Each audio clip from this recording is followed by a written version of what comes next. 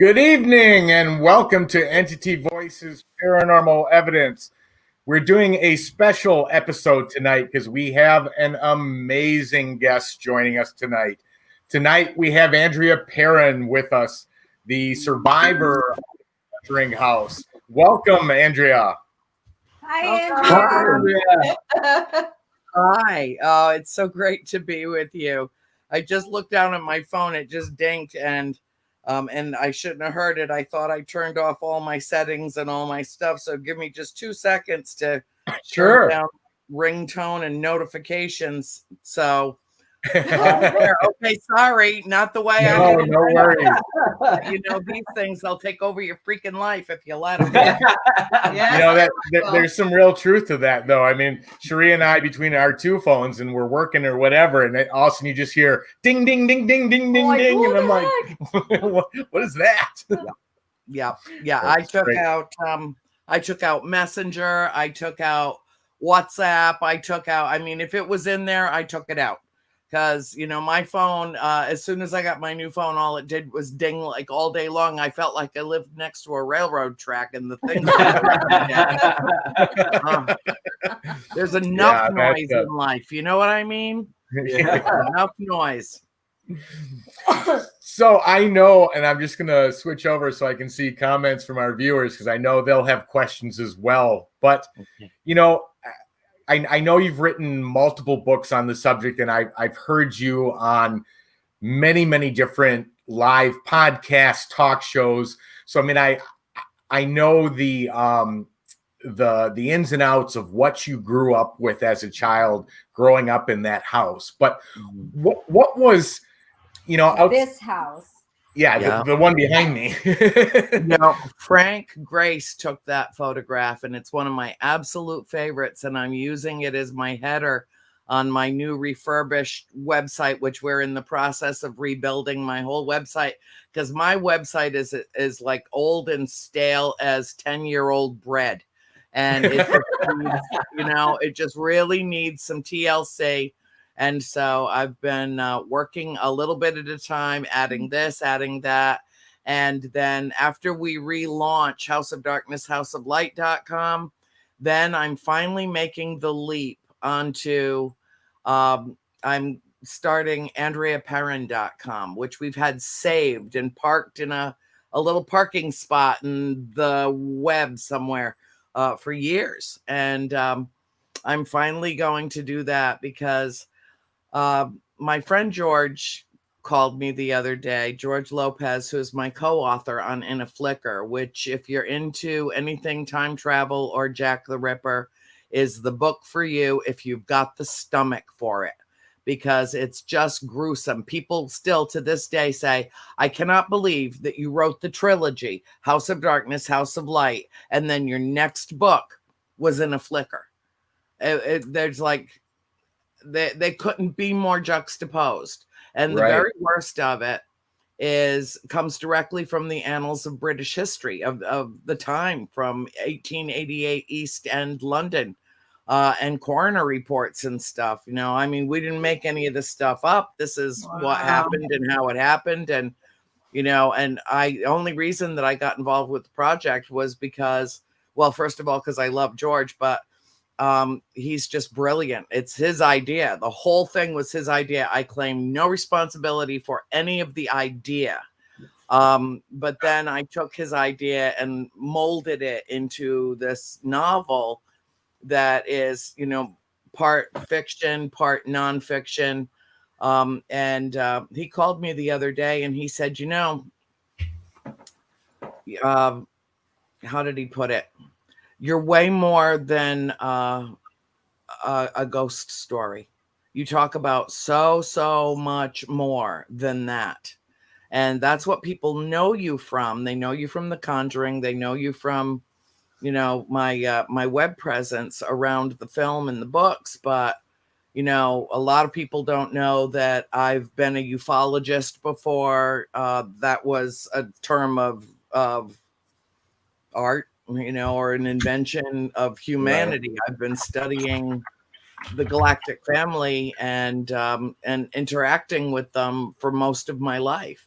And so that's a huge part of my existence. And my newest book, which I'm releasing into the world, into the public very shortly. I've been selling it privately now for a year since its original publication in August of 2019, so that I can sell the copies that have all color photographs inside, because Amazon does not print in anything other than black and white. Black and white, right? So, yeah, and the whole book is about what I've been lecturing about for 10 or more years, which is the coming paradigm shift. Well, it's here. It's here. Yeah. And I couldn't, and the whole book there are references to it throughout the entire book. And then I published last August, and now it's the paradigm shift. So I had to write another chapter and put in a new extended version and some photographs that had gotten left out inadvertently that are very compelling that I wanted to add to it. So the hardbound edition's coming out, I don't know, momentarily. You can't find it on Amazon yet. The only way to get an original first edition softbound is from me directly, and I only have like 6 left. I'm not even sure I'll part with them. But the new one's coming very shortly, and I'm very excited about that. And it really is the love of my life. But I think that it was living in that farmhouse, Tony, and you and I have talked about this privately on the phone, that opened me. Right. I mean, all the physicists and the people that study the spiritual realm, paranormal in that respect, call it the 4th dimension, that's where the spirits reside, just outside of our 3-dimensional 5-sensory realm. But it was like a gateway to the 5th dimension and beyond for me, because once I could see and experience that element of existence and energy, it was within the first year that we lived at the farm that I had my first conscious close encounter. And it doesn't mean that I didn't ever have one prior to that. It just means that I didn't know what it was. Right. And I was actually going to ask you that, Andrea. Was that was your first experience, actually? Yeah. And I know you were young, but that was your first actual contact. You didn't have anything prior to that? Not that I recall of specifically being them. And what happened made it so completely unmistakable that in the early 1970s were a very tumultuous and turbulent time, not only in the country, but in the world, but also in my world, having moved into that beautiful house and going, this is something different. This is not like anything that I have ever experienced in my life. And I was just a little kid, and I'm trying to process all this. And within a year of moving into that house, I think about maybe 10 months later, was in October of 1972, that I saw a flotilla of ships pass directly over that farmhouse. And that was my personal paradigm shift. That changed everything for me. Nothing was ever the same after that. My mind just, like bigger than my hair, just, and and it set me on my path and my course through life. And it also threw me off course, because I thought that I was just going to be an English teacher. It was just kind of a given that I was going to be an English teacher. And when I went off to college, I immersed myself in the study of philosophy and religion. You can't get a degree in philosophy unless you study every major world religion. It's all part and parcel. It's all wrapped up together. And it changed me in fundamental ways. So, George said, you're so much more than ghosts and spirits. You have to tell people. They need to know that there's more going on, and that you have, more to share and more to say. So that's how we're going to start tonight. And what I'm going to tell you is, you may ask me anything. I don't care what the question is. Ask me anything. I am all yours. I am totally, possibly over caffeinated. I think you're not supposed to take it. Yeah. So, see, you know, like Chris, you know, I mean, really, you know, we've got this going here.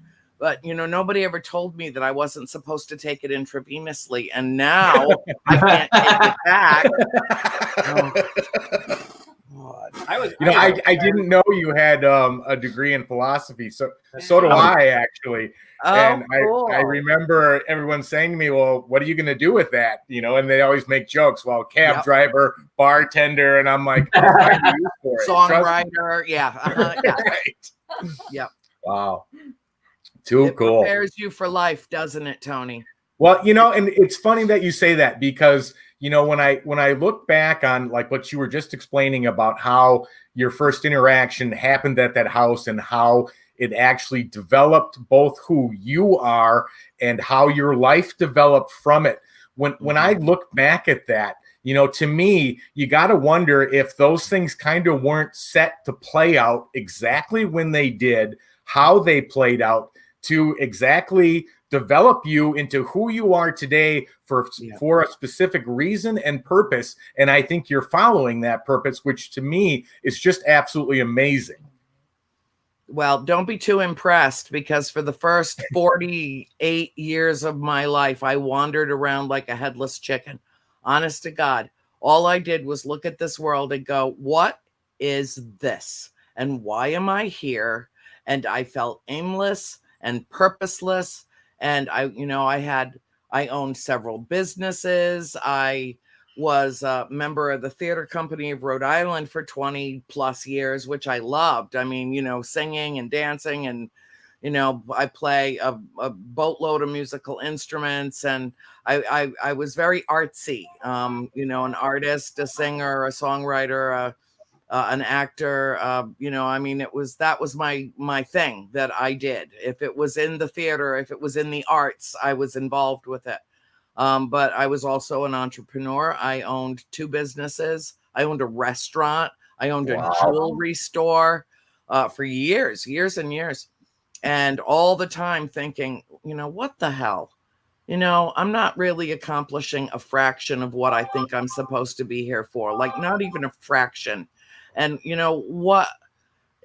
There's got to be some reason that I'm doing what I'm doing, and that I'm on this planet for more than earning money and, you know, singing and dancing on a stage. I mean, which is lovely and entertaining for everybody in the audience, and myself included. But, you know, life has to have a deeper meaning than this. And all the time I had it, the whole time. I had it from the 10 years that we spent at the farmhouse, and I didn't dare tell anybody. And then when I was in my late 40s, it was almost like an alarm went off in my head. I mean, an alarm louder than what this thing can turn out. And just like, you know, an old fashioned alarm clock where, you know, it rings so loud that it trembles literally off the night table. And all of a sudden everything changed again. And I began writing what would later become the trilogy, House of Darkness, House of Light. And it changed. It literally morphed me into who I was supposed to be all along. And every single thing that happened prior to it was merely in preparation for it. Yeah, well, exactly. And that's what I was saying, because, you know, if you take a look back, but imagine the struggle, like you just said. This is, you're a young child. It's a new home, and you're already going through just the stress of moving and you know, relocating. Now you add into it the paranormal and all the occurrences that are happening. You add in the fact that it's, you know, early 1970s, not like today when you talk about paranormal over the last 10 years because of the popularity of shows and the acceptance of it. You know, you can talk about it today and nobody blinks an eye anymore. But in 1972, they would have definitely blinked a couple of eyes. Oh, yeah. And, you know, much more to a commitment into an insane asylum back then. Yeah. Well, correct. So you add that struggle on top of it. So just even that very first step that you took, Andrea, is a phenomenal one, because the hurdles you were up against to deal with what you were dealing with, to be able to handle it, which was probably mostly an internal handling, because there probably wasn't a lot of conversation happening about it. But I mean, that alone is a huge achievement in itself, let alone every step after it. Just the very first step was a big one. It was, and I was fear-based about it, not because of disclosing what I did to some of my friends, people that I knew. There were whispers about that house, even behind our back. Oh, they live in that haunted house up on Round Top. I mean, the house had a reputation, and when we were asked about it, myself and my sisters, we were all raised to be honest children, and we didn't have a whole lot of filters. It wasn't think about it first before you speak it. It was just speak your truth. And that was, I think, applicable to my whole family, all my siblings. And when we talked about it with our friends, that's when our problems really started, because it was not something that we could divulge. And I was a straight A, goody two shoes student who was destined to go to college and destined to go on to grad school and get a master's. And the day that I got called into the principal's office and literally manhandled as a 15-year-old, pushed up against a wall in his office with him in my face saying, if I get one more phone call from one more hysterical parent who told me that their son or daughter came home with ghost stories that came from you, I will make sure that you are expelled from this school and you'll play hellfire with another one. It was a threat. So that's a perfect example of what we were just talking about, of the time and the realm back then in the 1970s. I mean, you were being honest and telling the truth, and you were getting reprimanded for it. Oh, reprimanded. I was mortified. I mean, I had never been called to the principal's office, for God's sake. I mean, I was just one of those kids that I just was so eager to please everybody, and I was so well behaved, and I was just a bookworm. And anybody that ever saw The Conjuring thinks that I was just a wicked flirt, and it wasn't me. It was my sister Nancy. And she still is, because tigers don't change their stripes. I hope she is. You're right, though, Chris. There's another struggle, and that's what I was trying to get to, is that you literally went up against some of the most difficult situations, and when you break it down, you just see how it was harder and harder with every step. So here you are telling people the truth about what happened, what you saw, what you experienced, and because of the times, again, that backlashed on you. But again, if you step back and look at the larger picture, that developed you into who you are today. And I know you're a huge rights activist, and all those situations and challenges that you went through built who you are today and allow you to confidently voice your opinion, stand up for what you believe in. I think that's fantastic. I got to the point where I didn't care anymore what people thought. And it took me well into my 40s. I don't think that I would have even begun writing the book, which turned into 3 books. I really don't. Had I not evolved to that point where I literally didn't care what anybody thought or said, or, who cast aspersions upon me. My mother said to me, honey, don't cast pearls before swine. And I'm like, Mom, that's a real terrible insult to swine, because they're smarter than most people. There is some truth there. There is some truth there. I don't mean to interrupt, but I need to point something out. What? So my father would have been 83 years old tomorrow, and tomorrow is our 5th year anniversary. But tomorrow is even a more special day, because that means we have a connection. Did you guys know that tomorrow is Andrea's birthday? Yes, it is. Yay, Yes, happy it birthday. is. Thank you. Actually, before got lost in the conversation. It begins in an hour and 40 minutes. I've got it timed, and I'm watching that clock. And we are going to wish her a very happy birthday at midnight. Thank you. I think I might have spoiled something there. Sorry, Tom. No, not at all. Well, let me tell you one other bizarro thing. The executive producer of The Conjuring, his name's Rob Cohen, one of the most lovely human beings that I have ever met in my life. So sweet, man. And he had called me on October 10th, 2012. October 10th, 2012, to let me know something that was going on with the film as they were getting ready to make The Conjuring, or they were in the midst of it. And I invited my family out to, no, we had already been, but anyway, that's aside. But anyway, he called me up and, gave me the news. I can't remember exactly what it was. And I said, "Oh, Rob, that's a really nice birthday present." And he said, "What?"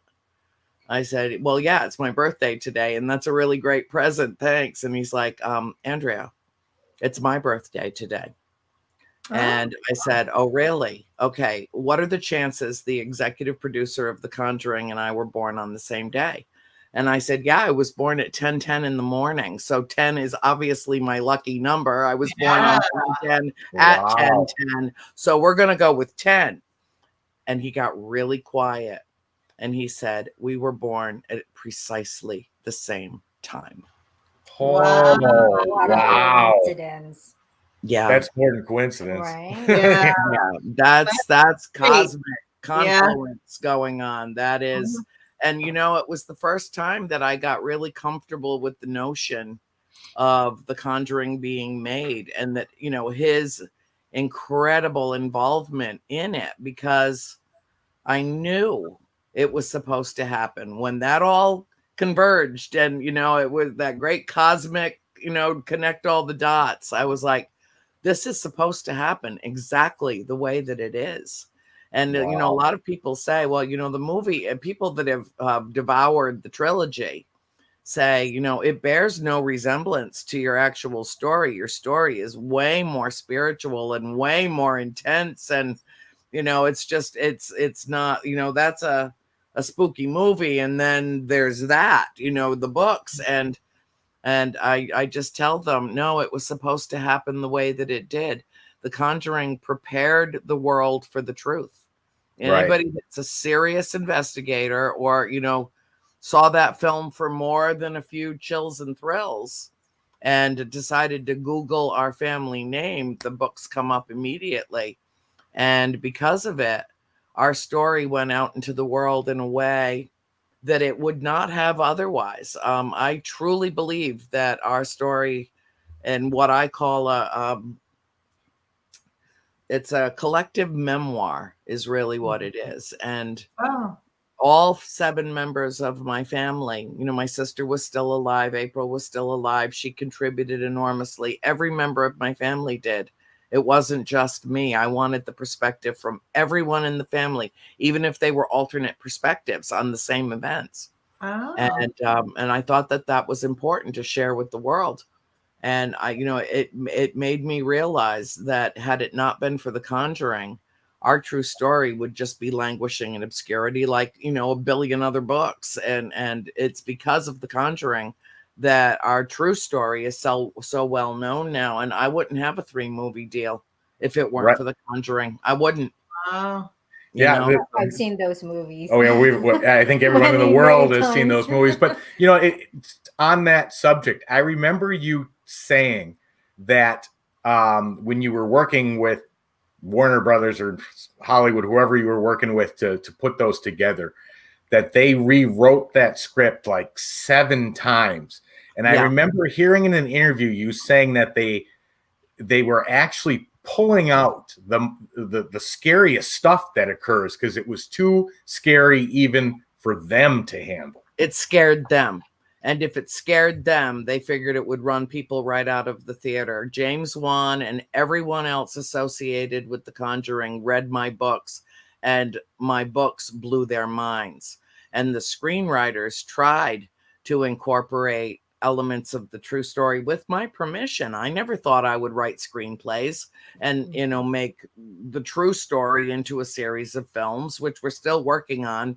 Once Hollywood gets open up again in studios and I can get insurance for the cast, I will be able to, cast it and move forward. But, obviously the universe had other ideas right now. And so we're doing our due diligence in terms of framing it and storyboarding it and getting, I'm working with wonderful people to make this come to light. And it took 7 years to make The Conjuring, from inception to the day that it premiered. Wow. Almost exactly 7 years. It took 7 years for me to write the books. So there's, that cosmic number 7. Yeah, number 7. And emerging. Yeah. But it seems to me when I look back on all of it, that it falls into the same category as everything else in life. Everything happens with purpose and reason. Everything. It's an all or nothing proposition, like Einstein said. Yeah, that's right. It's either everything's chaos and nothing, interacts or intersects with anything else, and it's all just thrown together like, goulash or casserole, or everything has purpose and reason. There's no middle of the road there. And, I come down squarely on the side of Einstein. The longer I live, I'll be 62 years old, and in a matter of, minutes, really. And I feel like I'm just getting my sea legs. I feel like I'm just getting going.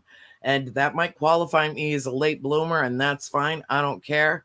But I had to get to the point where I didn't care what people thought, that telling the truth was more important. And so, the first of the Conjuring series is about my family. All the rest of them are what The Conjuring was too, based on the case, and very loosely based on the case files of Ed and Lorraine Warren. Mm-hmm. And yeah, you're right, Tony. The screenwriters, Chad and Carrie Hayes, did everything that they could to integrate elements of the true story with my permission. And the bosses at Warner Brothers said, oh, hell no. No. If I can't get through reading the script, we're certainly not going to film this and put this up on the screen. Because, the whole idea is to keep people in their seats to the end of the film. And I remember that comment of saying, if they don't sit through the end of it, what's the point of making it? But which, from a business perspective, I understand that, but it just really explains, the different information in your books and stuff about what, how the story is different. I mean, the Conjuring movies are Hollywood, and the actual event, two different sides of a coin. But it's okay, because that's what they thought people could handle at the time. And I think that people are evolving rapidly, especially this year. Yes. We've all had to pause and reflect on our own mortality simultaneously as one human race. We're all as susceptible to this ferocious virus as the next person. And because of its indiscriminate, unpredictable nature, it makes it all the more dangerous. And so all of us have had to just go, okay, whoa. Can I go safely to the grocery store? Can I go safely to the gas pump? How do I deposit a check? I mean, it has reframed what was normalcy for us. We're all having to adjust and adapt to this new life. Well, that's not that different from moving into a haunted house and having to adjust and adapt to, it was their house first, and we were the intruders, and we had to make the adjustments because they weren't going to. It was all they wanted to do was make their presence known to us for whatever reason. There have been many people that have gone to that house and not really felt anything or seen anything of any note, including friends of mine growing up that I contacted when I was writing the book. I said, you remember anything that ever happened that was weird or spooky or freaky at the house? And several of my friends said, no, I don't. And, we spent a ton of time there. And then there were others that came once and never came back, ever. Right. Well, and that brings up my next question is, the location obviously plays a huge part in any haunted place and what happened on the land and, ley lines and all sorts of other factors. But the question that comes to my mind, though, is did some of that activity, was it drawn to you? Knowing what your path... Deep right away, Tony. Go deep right away. Don't feel like you have to tread water before you're down for the count. Okay. All right. But that is what goes through my head, because like we were talking about before, it developed you as to the person you are today. It developed the steps and the challenges that you faced and overcame and made you into the person you are today. And I can't help but wonder if it was just the building or whether the attraction to the paranormal and all the other universal oddities that were occurring weren't drawn to you. Well, let me put it to you this way.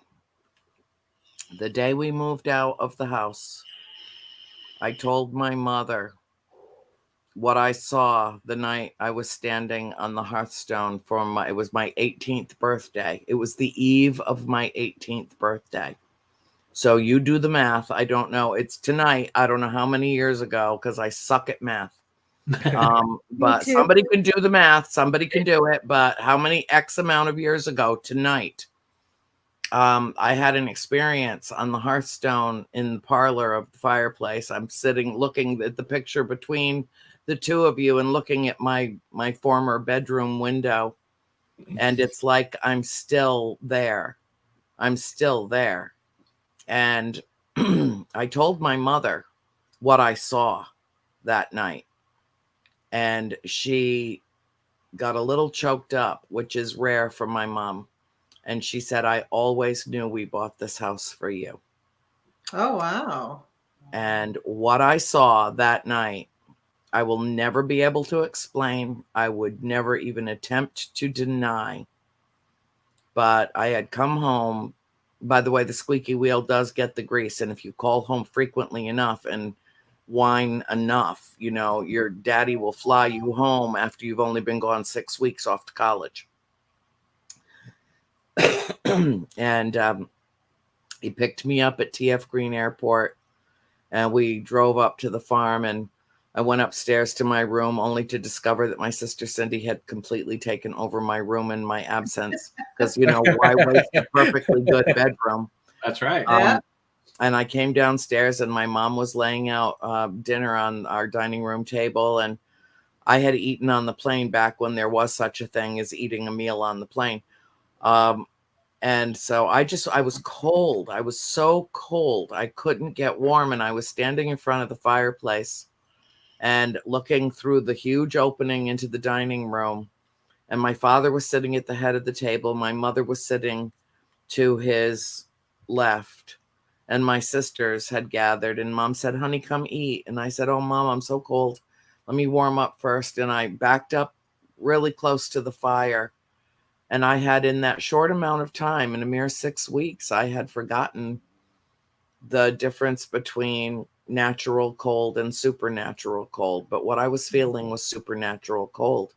And my last conscious thought before the event was, I'm standing too close to the fire. I had corduroys on. Why am I not warm? And then the whole right side of my body went as cold as a slab of ice. Like, wow. I couldn't move. I could move my head. I could just slightly move my head. And I turned to my right, and I was staring into my face and what it looks now, how my face looks now as a 17-year-old, soon to be an 18-year-old child slash girl slash woman. And the same exact facial structure, the same facial features. Now, everybody else in the house saw her as well, dressed in clothes from the 1700s with a big leg of mutton, sleeves, and a full-length dress on, and her gray hair up in a bun on the top of her head. And she just smiled at me. She smiled at me with a kindness and a generosity and a knowing, a familial knowing that I really cannot explain it any other way. And nobody else in the family saw her face. They only saw her profile, and then they saw her disappear. But I was looking directly into my mirror image reflection of what I look now, except with more hair and old clothes. Wow. And it was at that moment that I thought, oh my God, I've been here before. You know, and there are a lot of people in the paranormal that research this. Hi, baby. Hold on one second. Oh, Sure. Oh my God, it's the Princess Buttercup. Oh. Baby, this is my baby. I will never make you live in New England, honey. I will never make you live where it's cold. She's Floridized. If the temperature drops below 80, she starts to shiver. You are such a Florida girl. Yes, you are. And so, you know, I didn't tell anybody in the family because at the time I didn't, because I didn't want them to worry that we had all as a family been called to the house, like it was somehow our destiny, and that we were going to have to relive that house for as long as that house stood, whether in this life or another. It was also the first time that I took very seriously the possibility of reincarnation. There was no familial or ancestral link between our family and the Arnolds or the Richardsons. And it was all one big, long, extended family. The house was built by the Richardsons, and then through marriage became the old Arnold estate. And we were the first outside family to move into that house from the day that it was completed in 1736. Oh, wow. And I thought, well, you know, maybe we've stirred something up that has something to do with something else, you know. But I always felt like we were supposed to live in that house. I always felt like that was the only home I had ever had or ever wanted to have. It's still the only place that feels like home to me on the whole planet. Everything else feels temporary. The only thing that feels permanent is the farm. And I dream about it all the time. I visit it in mind all the time. It was omnipresent in my mind for the 7 years that it took me to write the books, and has been ever since. It never left me. It never did. And the day that I was devastated when my parents sold the farm, you know, because I was pissed off too, because nobody asked my permission. Nobody even asked for my input, you know. And when my parents called me and said they'd cut a deal with the abutting landowners to sell the farm back in, I think it was maybe in April or May of 1980, just before I graduated from college, I was very, very upset, and I was inconsolable. My father couldn't even talk to me. He said, I'll just put your mother on the phone. And, you know, she said, you know, Annie, I won't survive another winter here. I have to go. And I understood. I did, but it felt so contrary to how everything was supposed to work, how everything was supposed to be. You know, that was supposed to be my forever home. And I don't want to ever live in it again, because I don't ever want to be that cold. It's not because I have any fear of it. I don't. I developed relationships, bizarre perhaps, but I knew the spirits and they knew me. They knew us. We knew them. We were there long enough. I mean, think about all the stories you've ever heard of people moving into haunted houses and then beat feet out of there as fast as they can when they realize, well, we stayed long enough to get to know them and to understand that we were sharing space with them, that it was multiple dimensions layered upon each other. And when the day we moved out, Nancy Nancy was so angry that she stayed behind. She went to the abutting landowners who had bought the property, which, you know, from a family that I thought was a democracy. And she said, you know, I know you want to do some work to the house. I'll just stay on indefinitely if you want me to. And she refused to move with our family. All the rest of us went to Georgia. My parents bought a beautiful farm down in the Salicoa Valley of Cherokee County, Georgia, just northwest of Atlanta. Absolutely beautiful. And it felt foreign, completely foreign to me. I felt I was completely out of my element. I was absolutely miserable. But the day that we moved out, there was an apparition standing behind Nancy as we were tearfully waving bye to her as she was on the front porch. And 2 days later, when our caravan of trucks and cars and everything got to Georgia, that same exact apparition was standing behind my sister, Cindy, who had gone down in advance to prepare the house and bring the horses down. That same exact woman was standing behind Cindy. And my mother gasped when we pulled into the driveway. And she said, oh, my God, this isn't over. This will never be over. You know, I'm so glad you just told that, because I was going to preface hoping to get you to say that. But that's an amazing, you know, when you're leaving, she's standing on the porch, then 2 days of driving to get to the new location.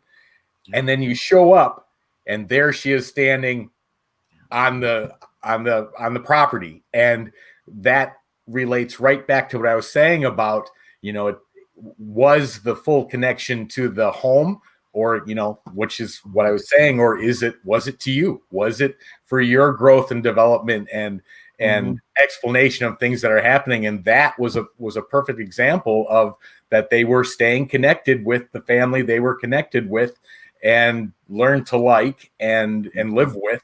And so she was probably keeping an eye. She grew up with you as kids and watched you grow and develop. And she was probably still keeping an eye, making sure everyone was okay. Well, you made a pretty good point, Andrea. It's you guys stayed where most people would pack and run. You guys stayed. So you made, I mean, aside from your personal connection with the house, the rest of the family actually made a connection with the spirits that had been there, because you guys stuck around and you shared the same space with them. So it's almost like your energies meshed to where you built a connection with those spirits. So of course they're going to follow you. At least some of them are going to follow you, because the energy connection that you guys made actually meshed together, because you actually stayed in the house. You called it home. Yeah, we did. And, you know, Cindy said, no, they couldn't follow us. They couldn't, you know, Cindy didn't see her standing behind her she had made a pot of coffee and she was standing. We had like full, almost floor to ceiling windows in the new house. And she was standing there holding a cup of coffee. And I can't believe that, as sensitive as Cindy is, that she didn't feel the presence standing behind her. But my mother and I both saw her. And, you know, to this day, Cindy said, no, they loved us. And if they could have come with us, they would have followed us. They would have stayed with us. And I, you know, and we agree to disagree, because, you know, I said, you know, I don't know what makes you think that they haven't. They're completely and utterly mobile in a way that we are not. Right. You know? And I feel checked in upon regularly. Absolutely. And, you know, you all know, having worked in this field for as long as you have, that once you open the door to the netherworld and to the spirit realm, you can't ever close it again. You can pretend they're not there. You can ignore them. You can deny them. But as my mother once said to my father in one of his more belligerent moments, she just kind of put him up against the wall in the hallway, but in the foyer. And she said, Roger, the existence of the spirits is not contingent upon your belief in them. Exactly. Very well put, though. Very well put. We all know from experience, too, that once you open that door, like Andrea just referred to, it never closes. Not only does it not close, but that door gets bigger every time, and it's wider, and it gets more open. Yes.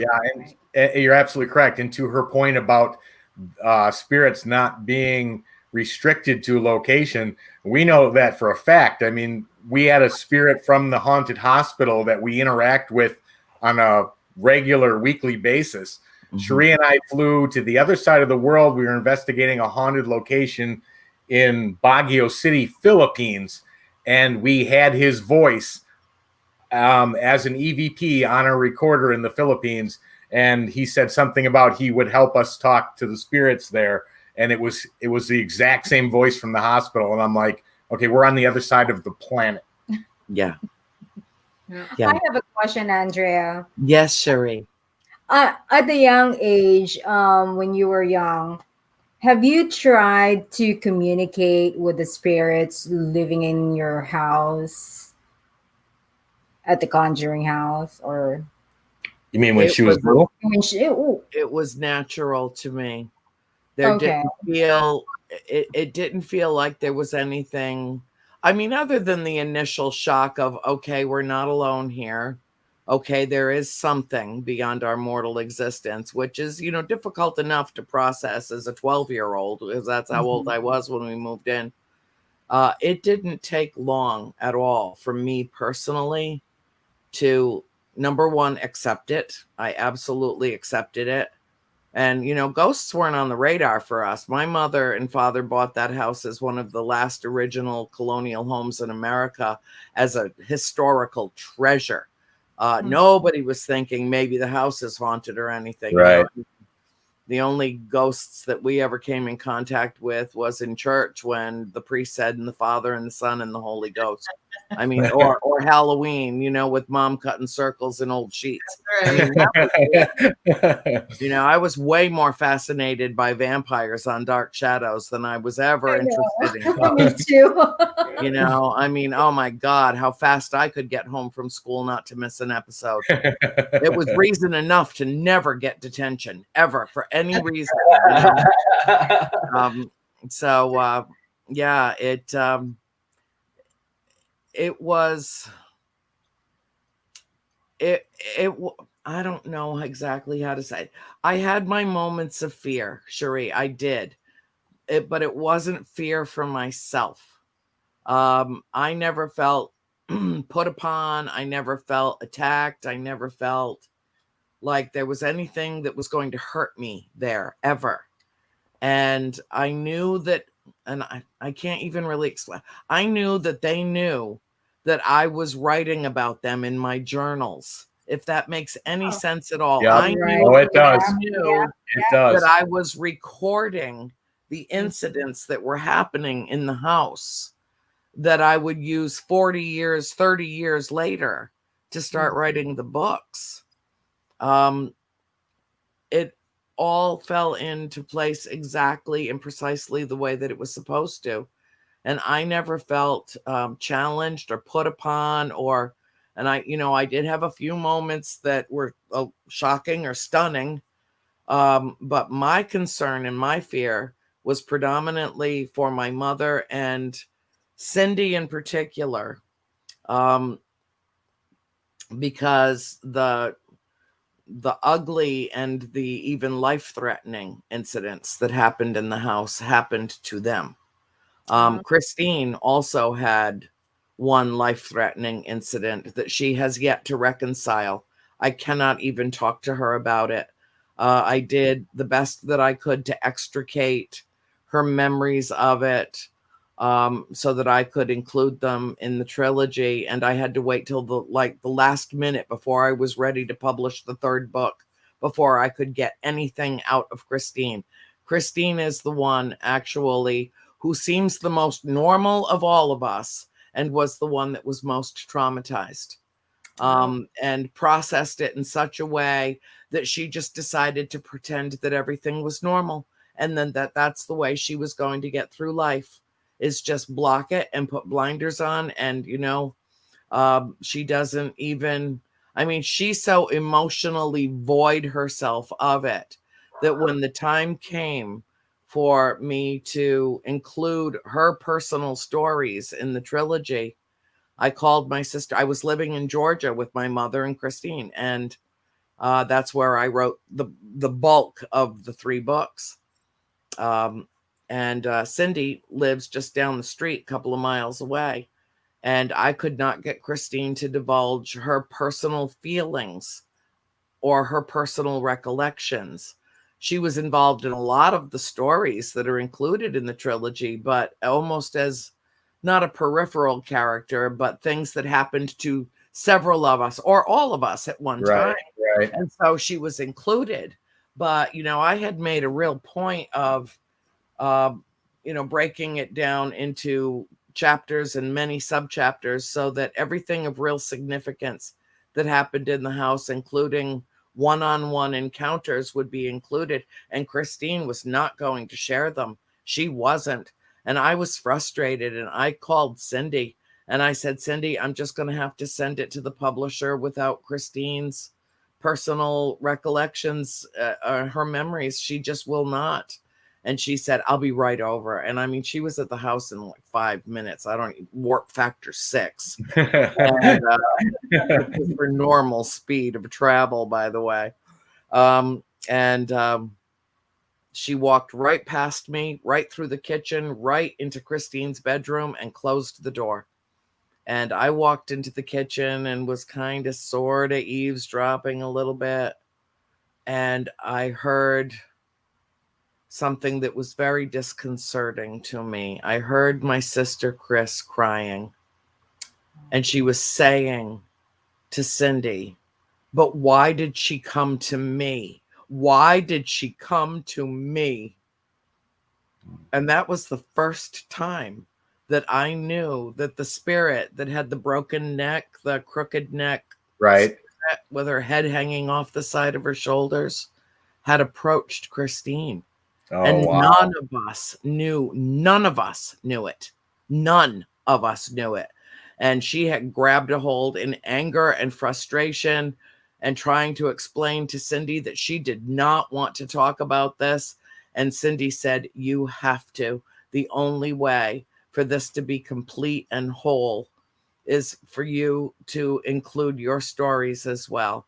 And Christine went into a little mini meltdown, which is entirely counterintuitive to how my Aquarian, stable, grounded, pragmatic sister is 99.9% of the time. Wow. And the door opened and Cindy walked out and she came into the kitchen and she said, she'll tell you now. Wow. I don't even know what Cindy said to her. She wouldn't divulge to me, what their conversation was once they moved from the bathroom into the kitchen, into the bedroom. But that night, Christine came out of her bedroom late that night, and she sat on the little settee right beside where I had my computer set up. And she sat down with her dog, Libby, God bless her soul, God rest her soul. And she and her dog sat on that sofa for about 3 hours. And she said, I'm going to do this once, and I'm only going to do it once. So type as fast as you can, because I'm not going to revisit this, and I'm never going to discuss this with you or anyone else again. Wow. And I typed until my fingertips were numb. And all of Christine's story is in that trilogy. Wow. Do you think it helped her, though? I mean, it was difficult for her to get to that point to be able to say what was going on. But do you think after she let it out and at least knew she had maybe said it to have other people hear what she experienced, do you think that helped her at all? I hope so. Yeah, well, that's what I'm going to say. I definitely hope so. But I'm really not allowed to discuss it with her. No, and I totally understand. Happened at that house that cannot, everybody in the family knows, cannot be discussed in front of Chris. They know. And so we don't. But especially about the rabbits. I mean, if you want to see my sister completely fall apart, it's not a subject that we even dare broach with her out of respect for her. But, we went back to the house last year, the year before. I can't remember. I think it was last year. And we went back to the house after the new owners bought it, the Heinzens, and we filmed an episode of Kindred Spirits there.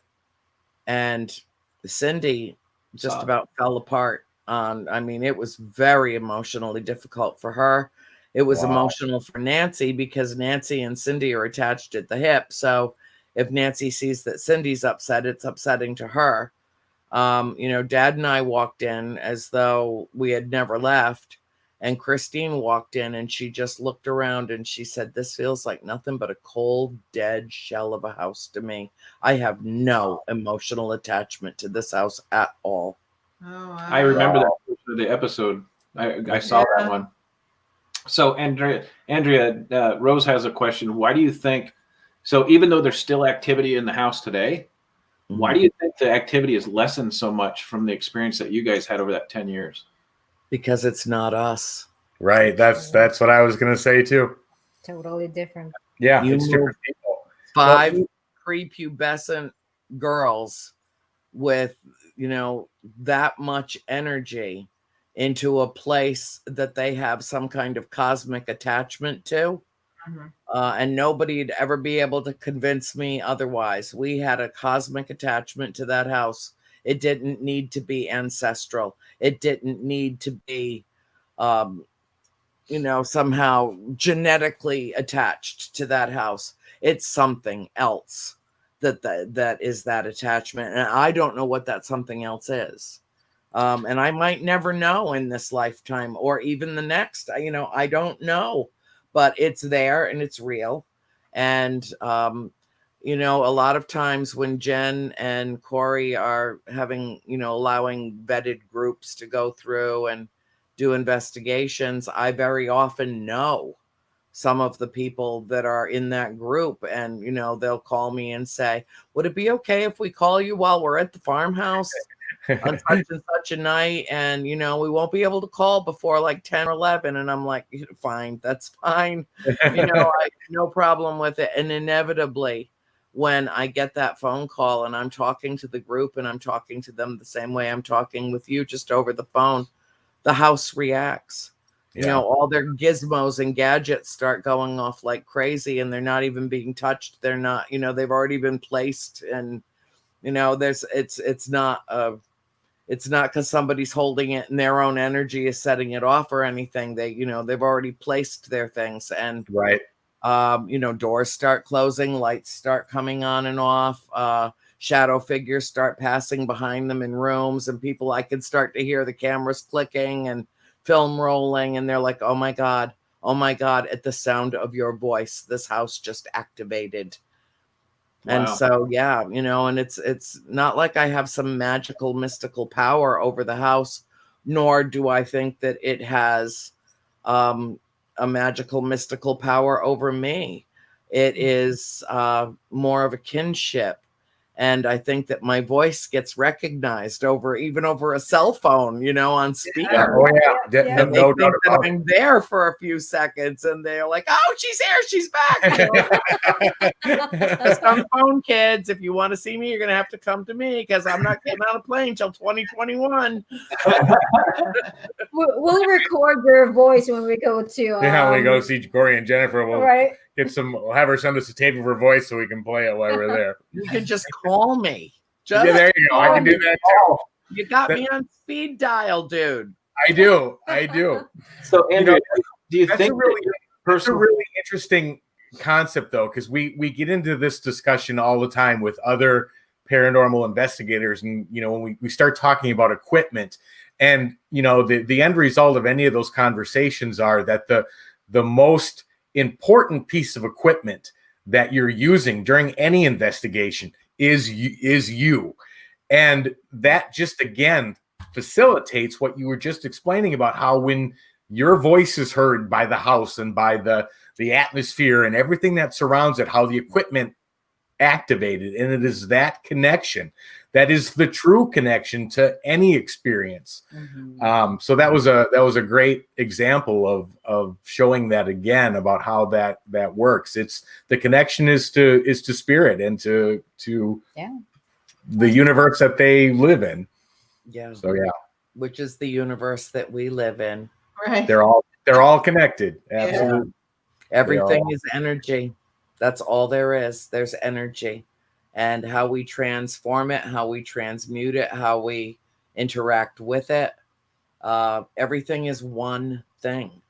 Right. Is that where you were going with your question, Chris? Was what you were going to ask the same thing that Tony asked? No, I was actually going to ask, do you think that your connection with the house, of your past life connection that stood in front of you and looked at you in the face, do you think that was the difference between your feeling at home there and the negative experiences that your sisters had? Do you think that's what differentiated the experiences between you guys? That's a really good question, and I don't know the answer to that. All I know is that I felt an acceptance and a comfort with the spirits. They didn't feel any different. Well, I'll give you a case in point, Chris. We visited the house numerous times before we actually, at least 5 or 6 times before my parents actually signed on the dotted line and bought it, because it took a while. It was a big estate, and it took a while for them to get the down payment together. We had to sell our boat. There were things that had to happen to facilitate the sale. And I asked, as I was starting to compile all the information, if anybody in the family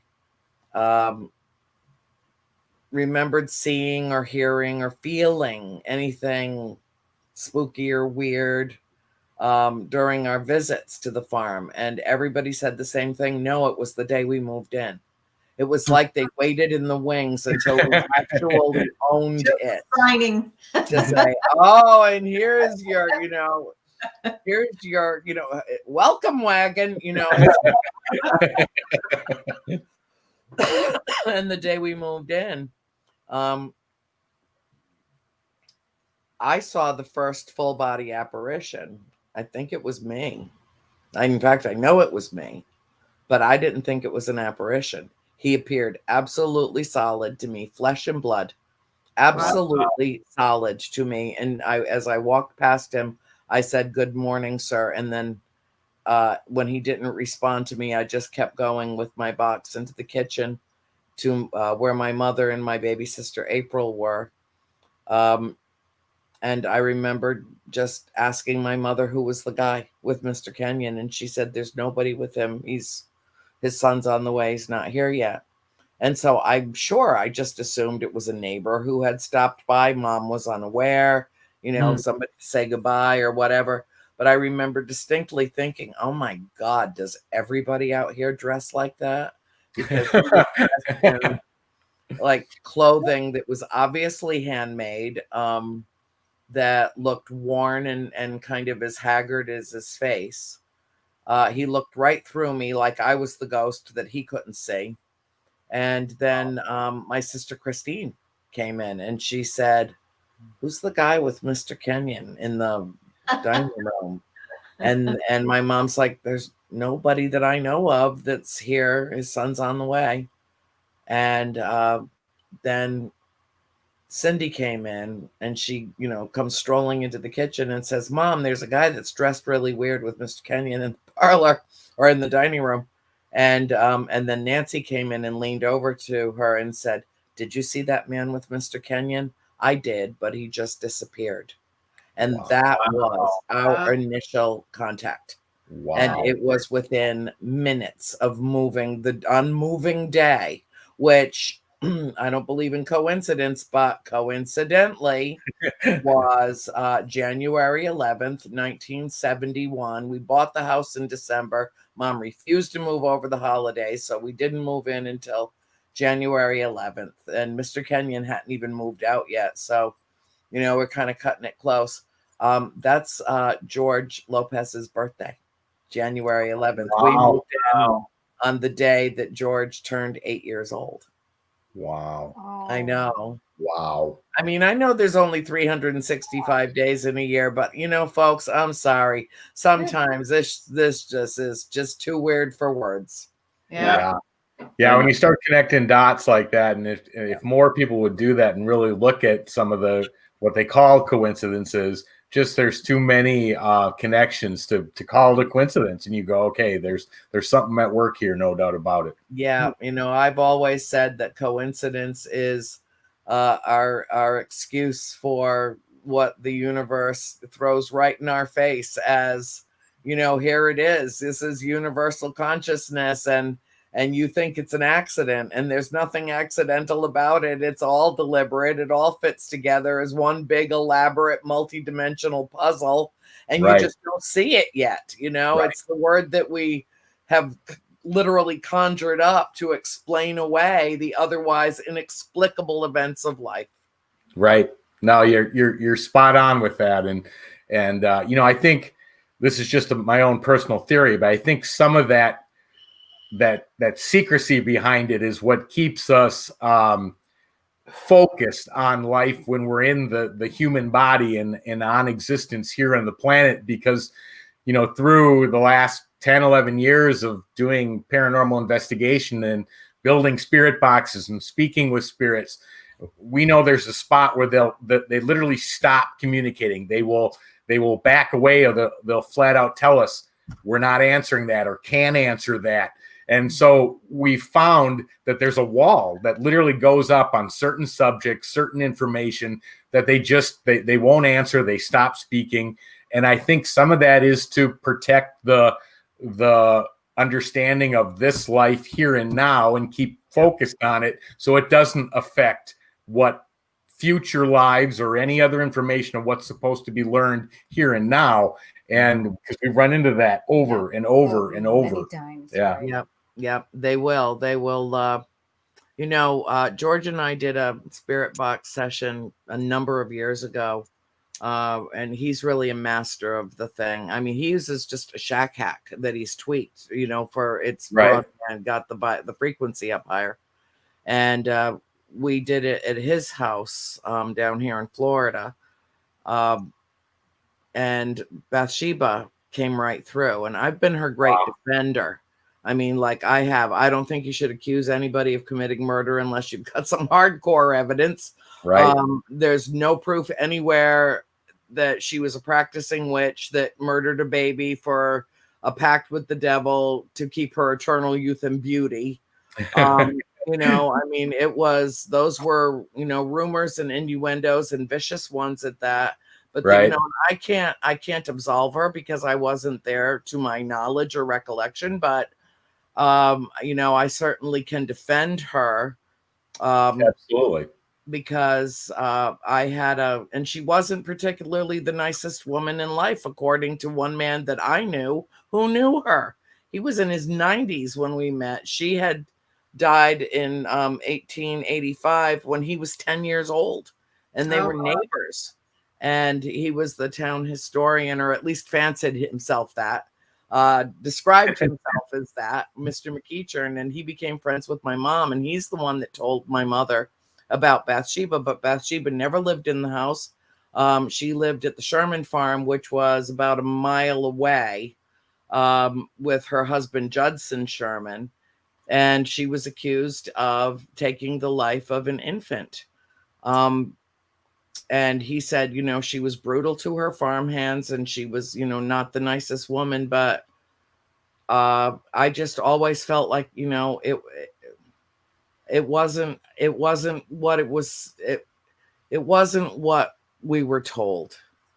And even though Mrs. Warren identified her without knowing anything about the farm, walked into that farmhouse 3 years later and said, I sense a malignant presence in this house. Her name is Bathsheba. She had no background information on the house at all. Bathsheba was born of the Thayer and Taft family and married a Sherman. She was not a Richardson. She was not an Arnold. But so few families lived in this extraordinarily remote rural area that they all were at each other's homes and all knew each other well. But I just never felt like it was that she did what she was accused of. I included in the book what she was accused of, but then in the third book, I devote a whole chapter to kind of unraveling that part of the tapestry. Right. And so anyway, she came through immediately, as did a number of the other spirits, voices that I recognized from my childhood. Wow. And it got really busy. really fast. And George was like, okay, one at a time. We can't do this if everybody's going to talk at once. We just can't. And so it got real quiet, other than the swooshy, weird noises that the spirit box makes. And he said, Bathsheba. And she said, yes. But in the same way you just heard that word come out of my voice, she threw my voice. And he said, no. If you can't use your own voice, we're done here. You don't get to throw Andrea's voice. You use your own voice. And then came, yes, like a child. She sounded like a child. Wow. She was a very diminutive woman, very small, almost pixie sized, and absolutely stunningly beautiful. And I've only seen one photograph of her. She was a rare beauty. And he started asking her questions, and I got very excited and animated. And I said, I haven't heard your voice since I was a child. And George said, Bathsheba, what one word do you associate with Andrea? And the immediate answer was love. Oh. Wow. Just as clear as a disembodied voice, a person sitting right there with us, right around the fire, and right there. And George has it all recorded, the whole session. And it, before that night, I didn't believe in spirit boxes. I didn't think that they could do what they had been advertised as being able to do. I didn't think that we would be able to tune into the same frequency to the extent that we could literally have a conversation with spirit. And I was proved wrong that night. And I have since had 4 conversations with my deceased sister. Oh. Wow. Gosh, wow. Yep. Wow. And the last one, I was last January, I was with Bruce Tango and Steve and his son Dave, and we were at the Southern Mansion in Cape May, New Jersey. And a couple of my friends had brought a box with them. I think it was called an Echo Vox, or it was something. I'm not really up on the gizmos because I can't even touch them because I fry them. I do. I mean, I suck all the juice out of the batteries immediately. I can't wear a watch for the same reason. I have kind of a reverse polarity. I can't touch anything electronic until I almost have to ask permission to do it. It's weird. Wow. So I didn't touch anything having to do with it. They ran it. And I was, and April came bashing right through like the Aries bull in a china shop that she was in life. Boom, there she was. And after about 45 minutes and April figured out that the way that particular instrument or device worked, that it would kind of go in and out and in and out. And within a few minutes, she learned that the only way for me to hear every response was her to repeat them over and over until I said, yes, I heard that. Yes, I heard that. I mean, we literally evolved our use of that device while we were both using it. And we had a good 30 people around us. I mean, people were gasping, people were crying. Anybody who had ever seen my sister interviewed, they recognized her voice. It's so much like mine. And then about 45 minutes into it, I dared to ask her what was one of the most difficult questions for me. And I said, April, have you seen Gracie Pearl? And my big, huge Great Pyrenees dog that passed away a couple of months before she did. And all of a sudden, everybody just kind of got blown back in their chair as woof in her big girl voice came right through. I get chills. Wow. And I was like, oh my God. That's just an amazing story. And I can personally relate on some level because we've had things like that happen. But when you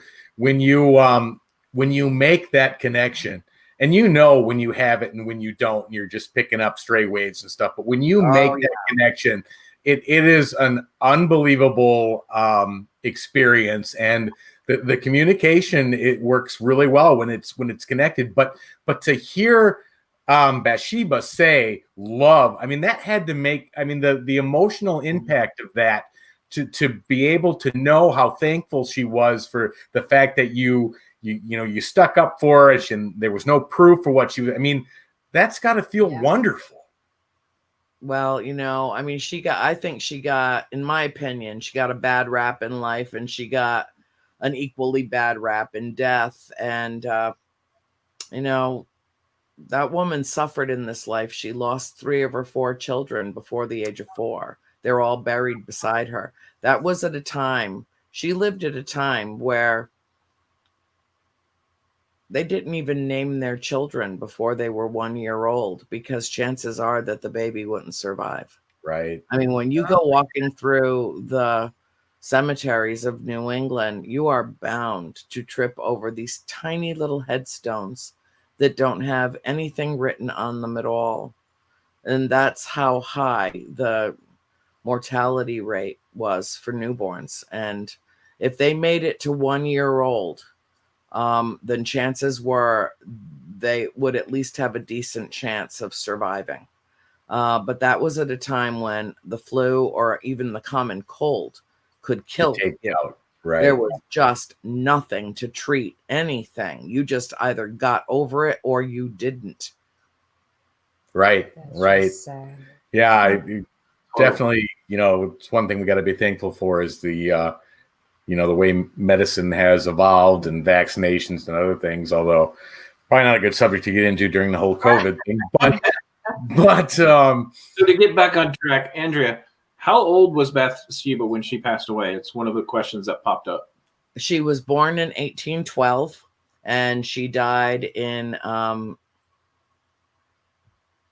think it was May or August of 1885. I would have to go check my records. But, oh no, here's like the most interesting thing of all. I have a couple of friends who are historians that live up in Rhode Island, and they finally got to go to the farm, for after all those years wanting to go see the farm. They finally went. And as they were doing their historical research, I guess they dug really deep. They dug deeper than anybody else that I had encountered in terms of trying to compile what history I could. It's not a history book, it's a memoir, but I tried the best I could to recount what we had been told of the history of the house in the trilogy. And my friend Karen called me one day and she's like, "You're not going to believe this. You know why Bathsheba had an attachment to your farmhouse?" And I said, I don't. And she said her husband Judson died on the property, on your family's property. Wow. Not at the Sherman Farm estate, at the Arnold estate. That's where he died. Oh, that makes sense though. I mean that wow. Yeah, and I found that after writing the books and all the research and everything that I've been through over all the years and all the stories that I had heard, to just a few months ago find out that Bathsheba's husband died at that house. Wow. I mean, and that just proves that there's always more to learn. Right. Exactly. No, that's excellent point. But yeah, that's incredible information. Right. And so much of that information, if something like that can be hidden for, and have to be dug to find. I mean, just think about, like you were saying before about, the bad raps and the information. I mean, you don't know what actually occurred. And unless you can uncover it, you're picking at straws to pick out what information was correct or even accurate. So yeah, that's a huge challenge. Or even recorded back then. I mean, you're lucky to find that information. Even better point, right? Even better point, because records were not even kept during that time. No, a lot weren't. And unfortunately, my mother, once she realized that the house was haunted, it occurred to her, and and then when we all realized it, we were a good 6 months into our tenure there when we first really talked about it as a family, minus my father, who didn't want to hear it. my mother said, okay, if we live in a haunted house, and apparently we do, I don't think they're just passing through. I think that they have some kind of an emotional attachment to the house. I think that it was their house first, and we must always be polite. We must always show respect for the dead. And she said to us that, it's not necessarily a terrible thing. And even, and I think that helped for me personally. It helped me to kind of slide ever further into my acceptance of it, and not feeling like I had to look over my shoulder or, anything that was like, okay, they're here, they're fine. Okay. But the thing that was so interesting about it is that it was in showing respect to them, in attempting to communicate with them, in being open to that process, acknowledging them the way that I did, that kept my interactions with them so peaceful. Exactly. Well, how many times have we talked about this on this show that spirits are people, but they're just not the embodied portion of it. It's the energy, but the emotion and the respect and them wanting to be treated human is still there, even though they're not a physically embodiment of a human anymore. We've said this numerous times, so that's a great point, Andrea. That's a fantastic point. The first time that we ever went to the farm, we had to drive through the village of Harrisville to get to it. And, the farm was in Harrisville, but not Harrisville proper. It was way up on the Massachusetts border. It was, quite a distance from the village. And the first time that we drove into that village, I was sitting in the back seat. We had a big Bonneville. And I leaned forward and leaned up and spoke to my mother, and April was sitting between my parents in the front seat, and the other four of us were in the back. And I said, Mom, have we ever been here before? And she said, no, honey. She said, I have been when I came to look at this place, but I don't think that we've ever been to this town before. And I said, why do I recognize everything? Wow. Everything. I mean, we were going past the big white Victorian mansion, and I said, and then the theater is up on the right-hand side, and there's going to be a waterfall, and we'll have to go over a bridge, and then I think we turn right, and she's like, there's no way you could know that. We have unless you had been there before. Yeah. Or you astral projected, one of the two. Yeah. Or another life. Yeah. Well, astral projection is really underrated. I mean, it's okay. I mean, when you bring it down to its common denominator, it's traveling for free. It's way better than having to get on a plane, and it's way better than making a car trip. It's just, one of my favorite songs is from the Moody Blues, The Best Way to Travel, thoughts speeding through the universe. It's I don't know.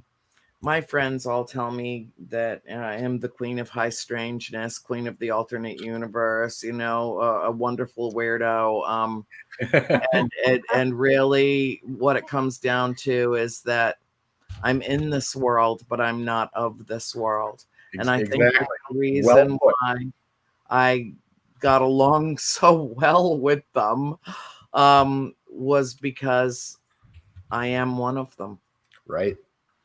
Perfectly said. Perfectly. I just kind of go between dimensions with so much ease that it's perfectly natural. It's perfectly normal for me to dimension skip, like playing hopscotch through the universe. Yeah.